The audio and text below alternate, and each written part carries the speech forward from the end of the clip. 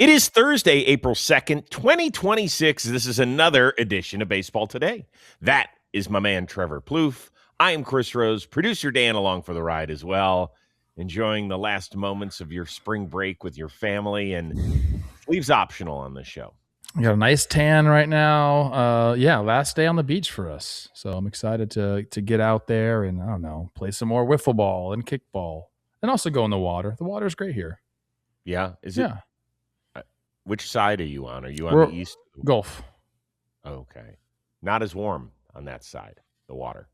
It's nice. It's perfect out. Yeah. Okay. Good.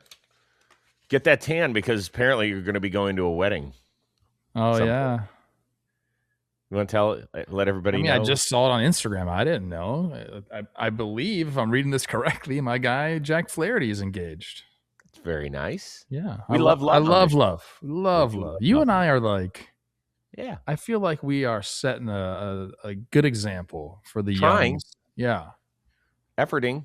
All right, let's get it going with our tip of the cap. We spent a lot of time on this show over the last several days talking about ABS and everything that's negative. Well, we have a first now in that world. Like that. Oh, Basayo's going to challenge. Yep. Well, why not? We have not seen a challenge end a game yet. Basayo for the win. Yes! The first ever ABS challenge to end a game. I love it. The call is great again. Basayo for the win. I'm in on that. I was just talking to a few guys about how this is still fun. All the challenges, we're still getting the crowd pop. Like, I don't know if it's going to play that way all year long, but I think it definitely will come playoff time. Like, there's going to be a bunch of stuff like this. And I even think there are going to be times, Chris, where we should like draw it out a little bit longer. Like something like that. Drama.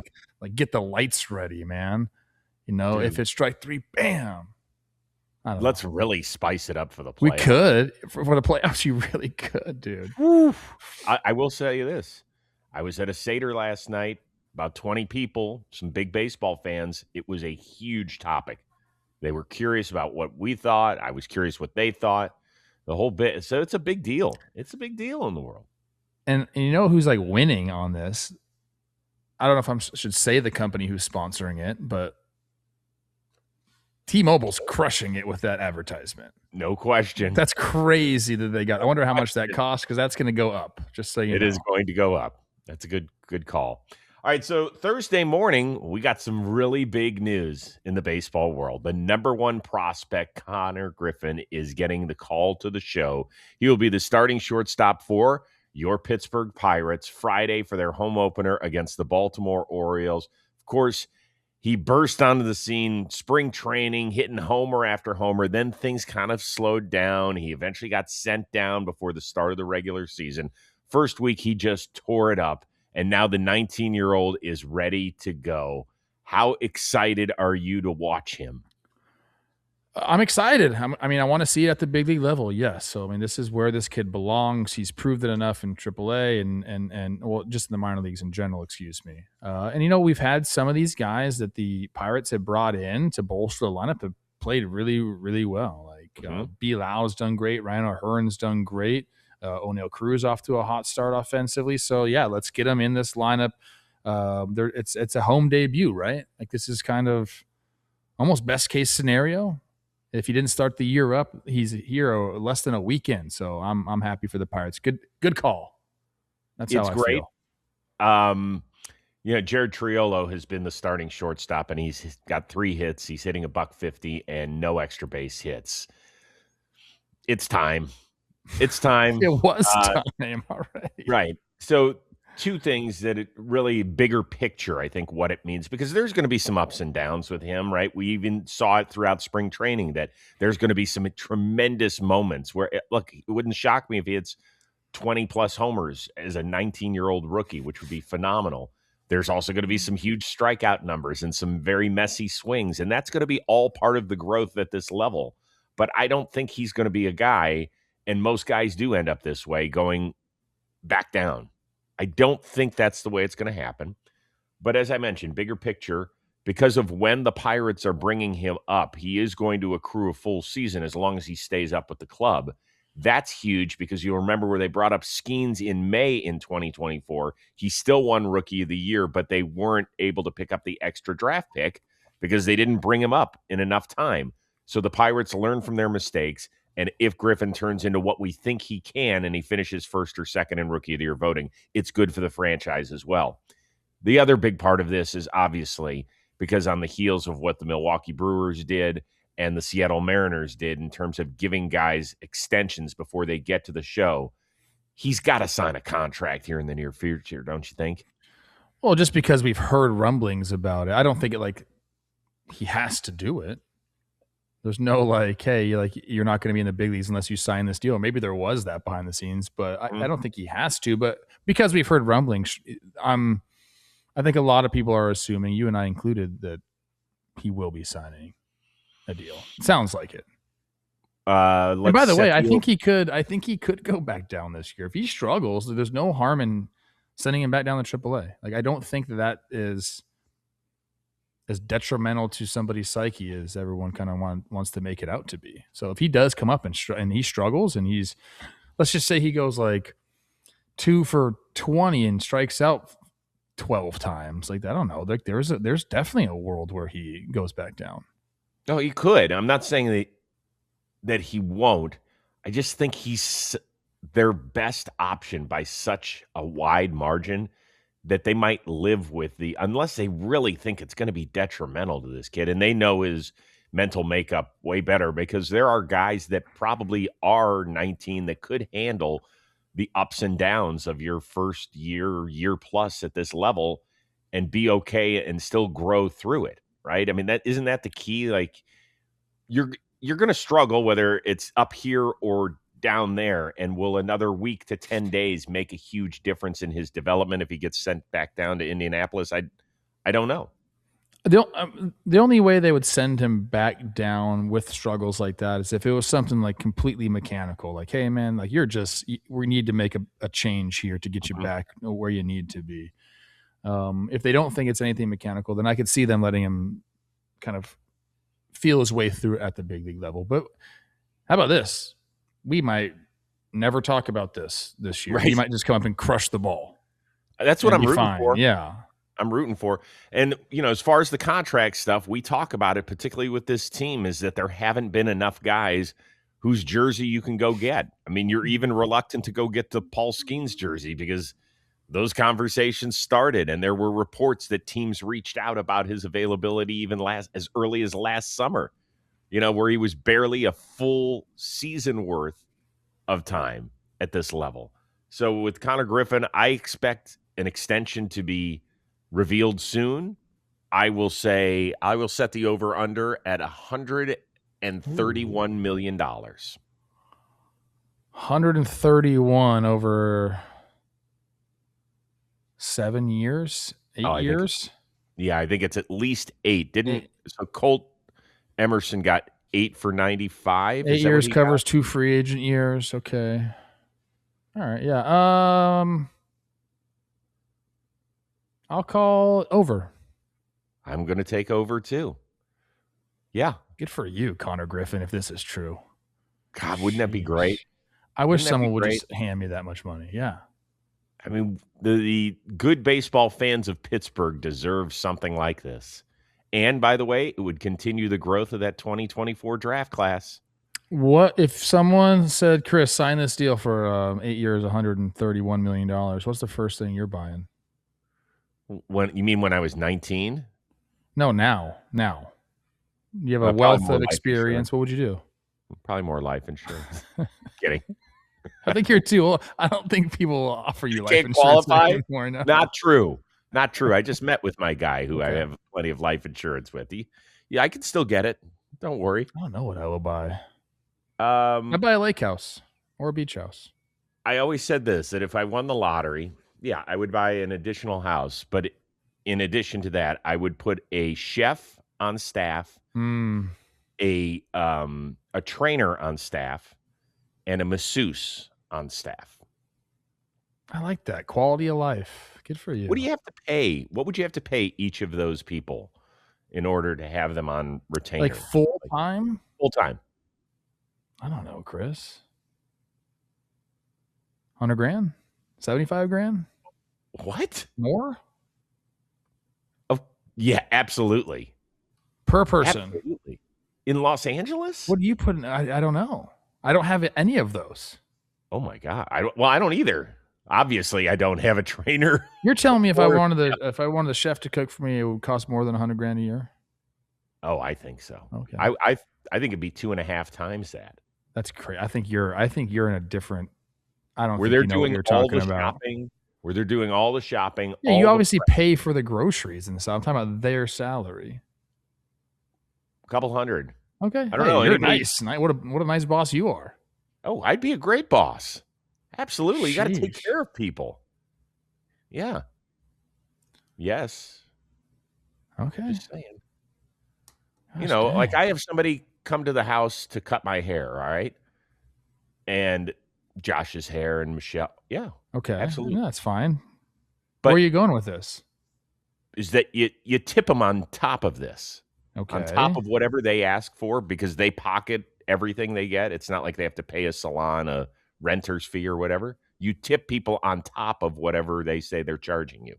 Okay. Even though they get every bit of it. You know that.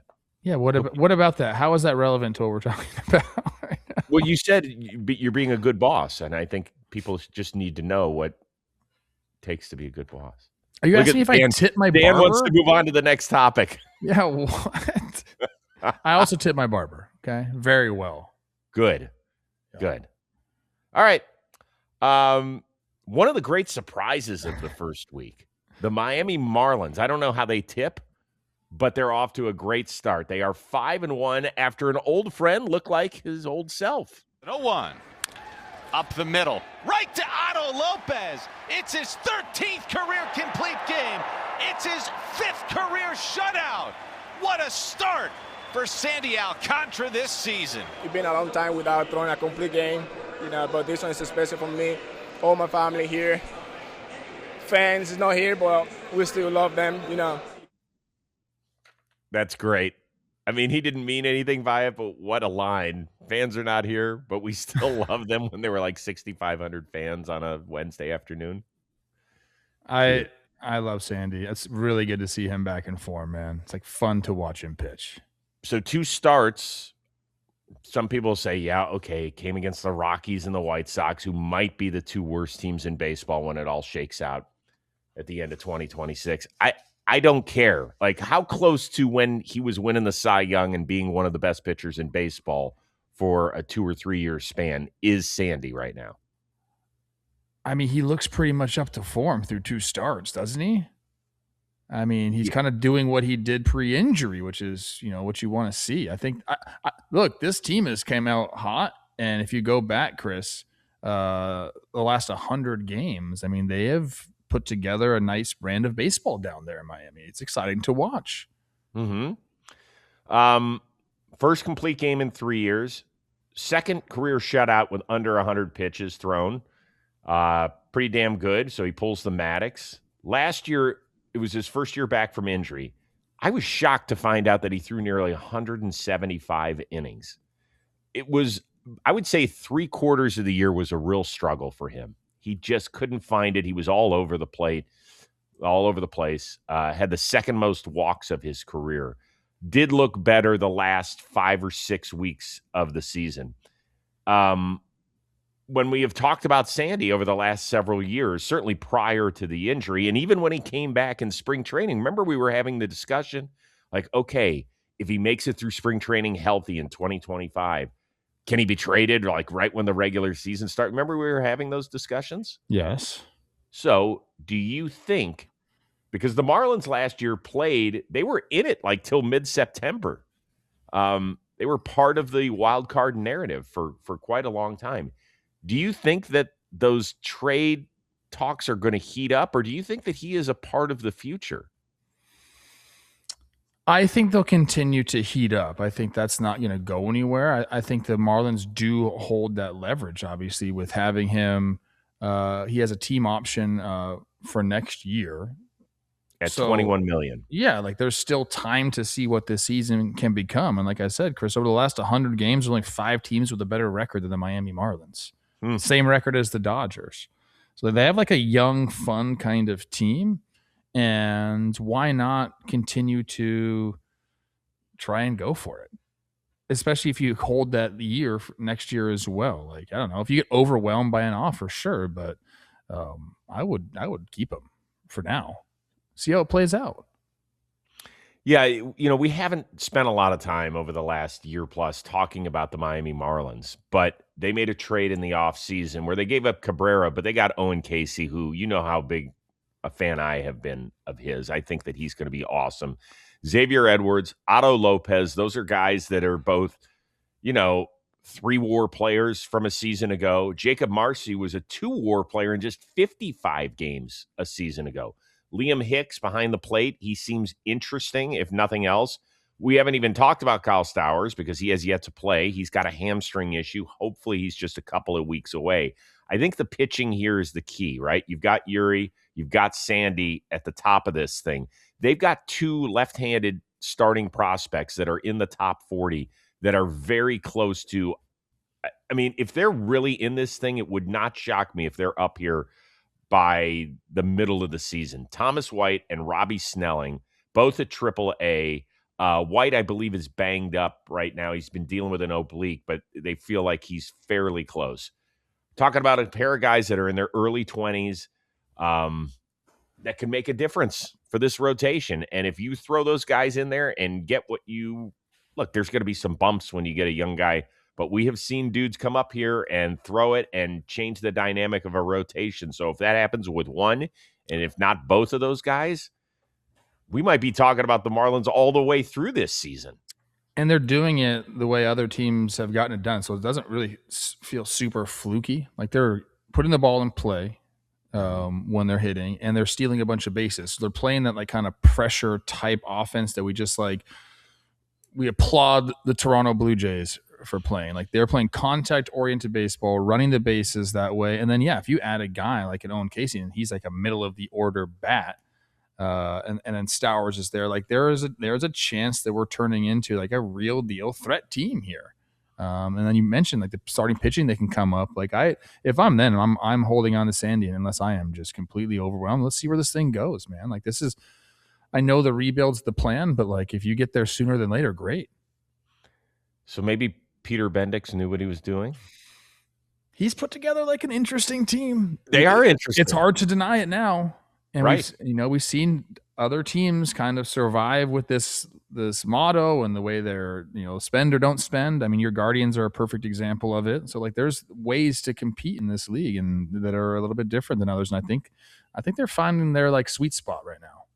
Yeah, and as hard as it is for some people to want to root for teams that just don't spend money whatsoever, you can root for the players, you can root for the manager, you can root for the coaches, you can root for the people who aren't saying, well, let's not spend money because we just don't want to. I mean, that's not on most of the people that you would end up rooting for. So, I don't know. I think they're fun. I think they'll be a fun team to follow and to watch this year. So I'm in. I'm looking at where they were like super in contention last year. I mean, they got eliminated late, I think. Yeah, I don't think they ever even. I mean, the last time they were 500 last year was August 3rd. They were 55-55. I don't think they broke that mark again. I'm looking. Yeah, but what they finished with 78, 79 wins. Okay. Yeah, but let's remember, the Reds got in with 83. Yeah. So they were in it until the last week or two of the season. They went on a big run here. It looks like they won, I don't even know, 1, 2, 3, 4, like 12 of 13 games, and really put themselves back on the map, and then kind of fell a little short. But I'm in. Let's see what these Marlins look like in July. And they deserve some support. Yeah. It's hard because outside of Marlins, man, there's not like a ton of. What are you looking at there, dude? What are you talking about, Marlins, man, right now? No, I said outside of Marlins, man. I guess there's not like a ton of Marlins fans. You don't know that. Maybe they're waiting for the right team to spark that fan base. Possibly. Yeah. Possibly. Could be. It could be a good place for you and I. Like we can become like the Marlins super fans. It'd Ooh. be cheap. Tickets are cheap. Yeah, but airfare is not. Okay. So we'll have to do it from afar. This episode, it is sponsored by SeatGeek. Regular season is here.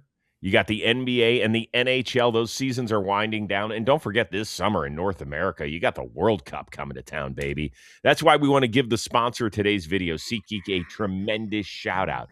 They've got over 35 million downloads, more than 70,000 listed events. That has made SeatGeek the #1 rated ticketing app.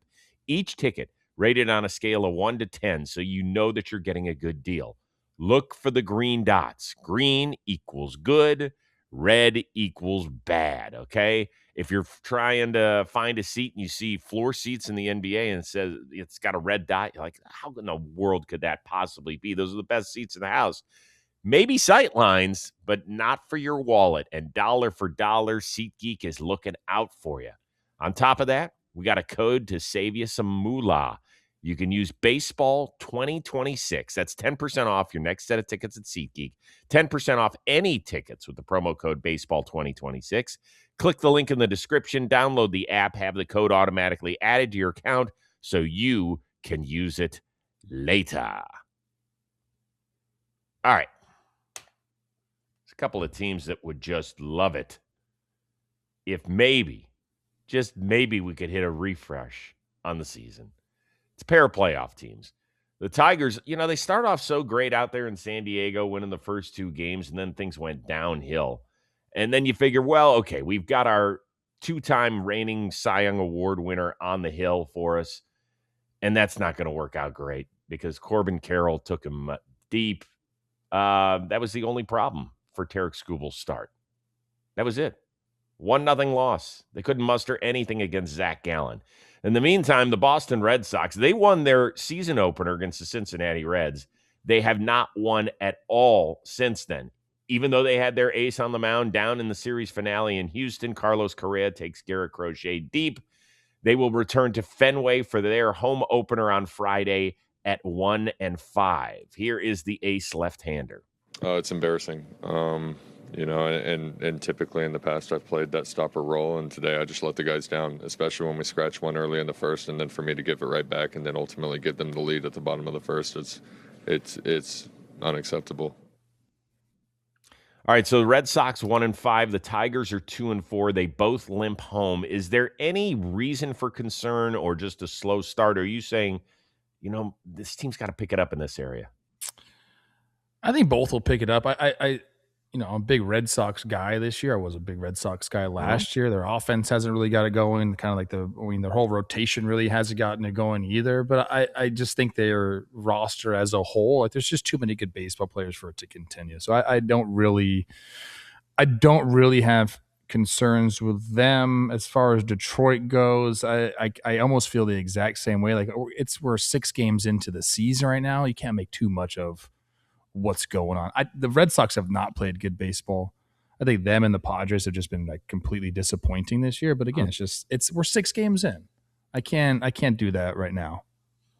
Well, they're averaging a tremendous number of strikeouts. Roman Anthony, the good news is he ended the road trip with a good swing, a pinch hit home run, but he had been 1 for 17, I believe, with 11 or 12 strikeouts. Yeah, Hunter Brown diced him up. Yeah. Sure did. Well, he dices up a lot of people, so get in line on that one. The pitching rotation has not been good so far. Garrett Crochet was on opening day. Early was good in his start, but Gray, Oviedo, Ranger Suarez, all in their Red Sox debut, not good enough. I think they're going to be fine. I will say this about the Tigers. What did we mention in the offseason? Did they do enough offensively? Yes, they brought in some bullpen arms. Yes, they brought in Framber to help their rotation, which is awesome. But what was Scott Harris's mantra? Stick with us. The young guys are going to help us. We are both in love with Kevin McGonigal. We get that. They're missing a bat. There's no doubt about it. But they can go make that happen, I think, almost at any time if they wanted to. They swung and missed at some free agents, fine. But Give them some time. Okay, let's play Jeopardy. Okay. The answer is Dylan Dingler. You have to answer in the form of a question. Who? What? Yeah. Well, if the answer is Dylan Dingler, what is the question that we need to ask? Who's leading the Tigers in OPS? Who is the only Detroit Tiger to homer this year? Okay. Well, same. We kind of crushed it. Yeah, you did well. Yeah. It was good. Thanks for playing along. 1 home run in the first week? Not good. No. Hello, Riley Green. Paging you. Colt Keith has looked good. McGonigal's, he's had a phenomenal start to his year. It's just 6. We're 6 games in. I know we're it's hard 6 for me games to do in, this. But it is, will you agree with me that it is for a team that's really good and is built to win this year in the possibly last year of Tarek Skubal, that this is one of the narratives we're going to have to follow, whether or not the gamble that Scott Harris took in the offseason of not adding any offense to a team that really struggled in the playoffs against Cleveland and Seattle offensively. It's not like Boston's offense we think will be pretty good. I'm not so sure about the Tigers. Agreed. I'm here, and if this continues, yes, I think we can start really being loud about it. And then we'll see what their action is to counteract it. But I'm giving them some time. What did they end up last year? And during the regular season, they were like slightly above average offense, right? So I don't know. All right, Tigers have scored in just 2 of their last 37 innings and 4 of their last 49, according to Bob Nightingale. So you might want to double check that. That's tough. All right. Padres salvaged something in their series against the San Francisco Giants as they won a day game. The most interesting stuff is what happened with Matt Chapman and with Casey Schmidt. So Casey Schmidt he's a guy that can move all over the diamond. They're playing him at first base because Rafael Devers is not 100% healthy. He's good enough to DH, but he's not good enough to play the field yet. So Schmidt's been over there the first week. Chapman in the first inning makes a decent throw with 2 outs. It kind of spins inside and hits Machado. It's an error on Chapman. Then later in the game, Chapman cuts the ball off, throws it. Schmidt, he reached a little early to go get the ball. It gets past him. Costs the Giants yet another run. They end up losing this game. And how about the mound visit? Chapman, hey, how about catch the fucking ball? That's what he does. Here's Chapman afterward. Yeah, I mean, we're all brothers here. Heat of the moment. I've already talked to Casey. It's all good. I figured that people would try to make that a big deal, but, it's baseball. Stuff happens, and, I mean, we all learn from it. We'll move on. I already told him that, it's kind of heat of the moment. I was just wanted to get those outs, and, it happens. Are you more upset that Matt Chapman publicly aired out his teammate on the mound, or that he kind of apologized afterward? I mean, I don't love that this happened on the mound for everyone to see. Like, I don't care that it actually happened. Like, if you're doing that in the dugout or nobody sees it, like, I think it is heat of the moment. Like, sometimes some guys need that, like a little bit. Hey, let's pick it up, which is essentially what he's saying. And I don't mind that he apologized. I feel like he played this right. Like, I don't love that he did it on the mound for everyone to see, but I understand like that's going to happen from time to time. I actually like that he apologized and said, let's just move past it. I don't want people to make it something that it isn't. And the fact that he said, I already went to Casey, I think that kind of just puts it all to bed, in my opinion. Yeah, well, Schmidt said the same thing. He's like, Matt Chapman has always had my back in every situation, and I'm pissed that I dropped the ball too. Like, it sucks. It must be very embarrassing for him. I don't care how many games over there. He should be able to catch a ball. Certainly the second one. I mean, I guess the first one, you've played first base at the major league level. That one where it tails inside that we're looking at right now. Like, that's hard when a runner's coming down on you, right? Not really. Like, no, he's got to catch both of those. You either just come off the base and then apply the tag, or you need to give yourself space, understand the runner's coming down. And the second one, he just stretched too early. That's all it was. You got to wait, see the ball. You kind of stand up on that one, catch it. So, yeah, he should catch both of those. There's no doubt about it. And it is frustrating. as an infielder, if you got a guy over there at first base that doesn't have a ton of time and he's working on it, but just doesn't look right. Like you expect someone over there that's just going to kind of, the zone you can throw a ball in, and then it gets turned into an out. So it does get frustrating, but I don't mind this at all. Like this is like sports. Right. It is sports. Right. And I do know Chapman personally, and I know that he is a good teammate, and I know that he hates that was caught on camera for sure. And he probably hates that he said it too. That's why he apologized right after. Did you ever have a situation where there was something on the field where somebody said something to a teammate? You're like, damn, this ain't the time or place for that. Not really on the field. I mean, I've seen it play out a bunch of times, like in the clubhouse and stuff like that. Like I've seen in guys. The clubhouse is the clubhouse. Yeah, I mean that's where it's usually supposed to happen, down the tunnel in the clubhouse. But this happens all the time. Yeah, I just think we become very judgmental, and they handled it perfectly well, and they both talked about it afterward in the clubhouse, and I'm sure they'll be fine. Yeah, I agree with you. I think Matt Chapman's probably a little embarrassed that it got caught on camera and that it happened. But I mean, this is a very proud defensive player. This isn't just a guy who's like a solid defensive third baseman. They want to win too. They want to win.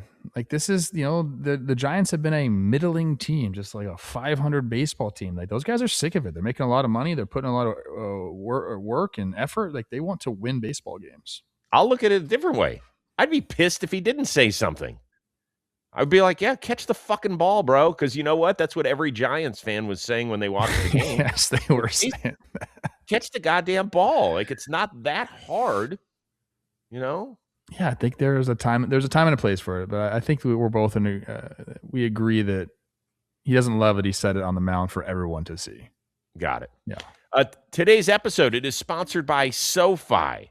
Listen, you've heard me talk about it. I'm an active investor in crypto, but for some people, it probably felt a little complicated with the trading platforms out there. Well, that's why we introduce you to SoFi. It's the first nationally chartered bank where you can buy, sell, and hold cryptocurrency all from one simple app. You can access over 25 cryptocurrencies, all on one federally regulated platform with the safeguards of a bank. Now, SoFi provides in-app guidance to help you learn as you go so you can invest smarter. And the best part, all of this can be done in the same SoFi app as the rest of your finances. That is something you're going to love. Now, crypto, I want to let you know, it's inherently risky. You need to make sure it's right for your financial situation. But if you're ready to explore crypto with SoFi, all you have to do is visit SoFi.com/JohnBoy to start your crypto journey today. All right. Our journey takes us to Philadelphia, where that young guy in center field took center stage in the late going.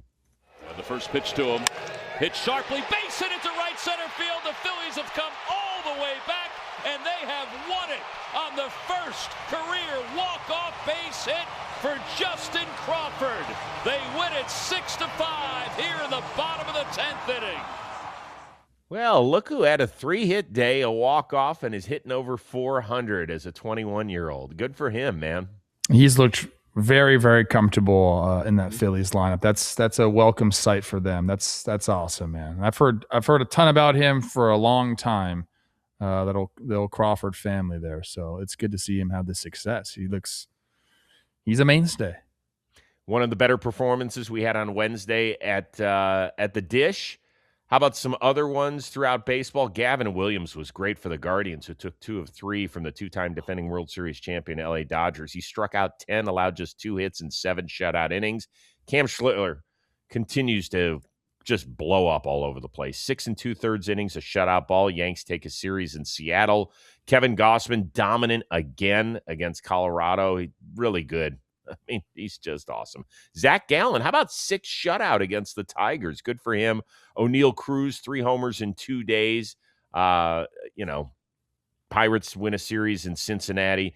Is there a performance there that you want to focus on, or maybe one I didn't mention? I like the Schlittler line and just kind of what he's brought in. I mean, the Yankees have played an excellent ball, and we keep talking, at least we did in the preseason, about, okay, once they get these guys back in the rotation, they're going to be flying high. Like, they're doing it without Cole. They're doing it without Rodon. And if Schlittler is the guy who he kind of looks like, I mean, we're talking about a dominant rotation coming our way. So the Yankees have been probably one of, if not the most impressive teams to start the year. They look great. So I'll make a prediction about him. Okay. I love the way he throws the ball. Like and look at him. He's a big He boy. looks so pitcherish. Yeah. And I don't even know if you're allowed to say that these days, but I'm going to say it. I think that when they get to October, that he should get the ball in game 2 after Max Fried. I'm not so sure they'll end up doing it. You don't know what Cole's going to look like. Relax, dude. I think that Cam Schlittler is going to be better than Garrett Cole this year. All right. And so I think that he should get the ball in game 2. I know that there are politics. There's a guy who's making over $300 million as opposed to a guy who has yet to play a full season at the major league level. But I have that much faith in what he's all about. So I'm just going to put that out there right now at the beginning of April. Okay. I think he looks great. I want to see Cole. I feel like we forgot how good Cole is. For me, I want to talk about O'Neal Cruz. So even if the Pirates had not brought up Konnor Griffin on this day, I would still be donning a Pirates hat because there's part of me that wants to see them do so well. He hits a home run off of Andrew Abbott on Wednesday, who's not just a guy. Like, Andrew Abbott is a stud. Last year, he hit 1 homer against left-handed pitching. He did it on consecutive days in Cincinnati. That is growth. I want him to be so good. Like in the World Baseball Classic, the guy barely got an at-bat for the Dominican Republic. All he did was hit it to the moon. You know? Could have sent it on the person who was going to the moon yesterday. Like that, he could have saved us some time. Yeah. I really want him to be good. I want him to take another step and just be consistent. I have a problem. Like, can't he be a good center fielder? I know last year he was like the first month of the season, he was one of the worst defenders in baseball. Then he really started to improve in a lot of facets, range, fewer errors, the whole bit. And then we saw what he did opening day with Paul Skeens, misjudging the line drive, and then losing the ball in the sun. And then it happened again in Cincinnati where he didn't take command of a ball in left center field. I want him to be better. I just want him to be better, and I don't know how I can send these superpowers to him. Wasn't Kevin Kiermaier going around saying, like, I'll change your outfield defense, just come hire me, I'm a consultant, and I'll come do it? Well, let's get him out. Let's get him out there. I know he's on MLB Network, but let's get him out here to Pittsburgh. So what does that mean? That Robert Flores is going to be a better fielder on their softball team? He might. Go get him, Roflo. I honestly think, although did he get hired by did the Blue Jays hire him? Maybe Kiermaier. Yeah, I feel like a team did hire him. But if you're the Pirates, wouldn't you have taken that into consideration? Whatever I can, because he plays the part, for God's sakes. Like, it looks like he could go get to anything in either alley. We know about his arm strength. Yeah, it's insane. So, yes, we know that MLB Network hired him as an analyst. We think that either the Rays or the Blue Jays, somebody might have also hired him in some capacity to do something in the outfield. O'Neal Cruz, just know that I'm rooting for you. You might frustrate a lot of fans. I am rooting for you, right? If we have Konnor Griffin, Ryan O'Hearn, Brandon Lau, O'Neal Cruz, and then that pitching staff, now we're cooking. Now we got something fun to play with the whole year. Everybody's on the Pirates train. I love it. Like, they're like, are they the most universally like rooted for team right now? Like, everyone wants the Pirates to be good because Skeens is there. I feel like the Tigers don't get that love. Well, they're not new. The Tigers have made it in the playoffs in consecutive years. So this is kind of our new shiny toy. They're like the team that everyone's like, come on, little fella, you could do it. Right? Like, if we all just push together, if we can get them to where they want to go. That's great. All right. Go enjoy the last day of your vacation. You certainly have earned it. Continue. Put sunblock on, please. I can't. You need to don't give me the whole, I've got olive skin crap. You'll have olive skin. Oh, look at you. Okay. I might just let everyone go on the beach and me go back to bed. I think that might happen. No, it won't. Okay, no. I don't think so. Please put sunblock on, I please. will. I always do. Are you kidding me? Okay. I'm just making sure. I worry about you. As the dad of John Boy Media, I have to remind some of these kids. When I took Jolly and Rob and Dan on the spring training trip, I didn't take them. We all worked together. But every day I was like, did you put sunblock on? Jolly scoffed at me on day one. Scoffed at me. Those are boys. You're talking to a man right here. Those are little boys. Jolly's got to grow up. He's getting married in a few He's got to months. grow up, yes. Yeah. Grow up, Jolly. You heard it here He was first. already complaining about what I was going to get him as a wedding gift. Okay. Doesn't he have a registry? He does not yet. He says they're in the final stages of putting it together. Okay. It's always fun when you do registry. These days you do it online. When I got married, you would actually go to the places and go like laser gun. I did that. I did that, yeah. Okay. It's always fun to take a spin around, like close your eyes, spin around, and just shoot the gun at something, and it'll end up on your registry. And so when you get it, you're like, we didn't register for this. But somebody buys you the thing that you just fired at blindly. I don't even remember what we plates, right? You register for plates and like sheets. It's so strange. What a strange We still have practice. stuff that we use. Yeah. Well, we will have been married 29 years coming up in September, and we still have stuff that we use. Can't believe it. And then we have some stuff that we don't use, and I'll leave it at that. A turkey boat, or what's that called? A gravy train? Yeah, that's good. I don't know. Sure. Let's go with that. Leave us in the comments the best wedding gift you ever received and the one that you never use. Ooh, Vitamix. What? A Vitamix is a good one. Did you get a bread maker? No. We got a bread maker, and we were baking the shit out of that thing the first 6 months, and I think we left it in Atlanta when we moved. Okay. Yeah. So that didn't make it. I don't think that made it westward. Could be wrong. All right, that's it. You're off tomorrow. Dalton Feely getting a spot start in the show, and the man cannot wait. He's been training. He's been running his miles. He's been going foul pole to foul pole. He will be ready for action. I cannot wait. 5 questions about your Arizona Diamondbacks coming your way. For our one-of-a-kind producer, Dan Rourke, the uber-talented and sleeveless Trevor Plouffe, I am Chris Rose. We will see you Friday here on Baseball Today.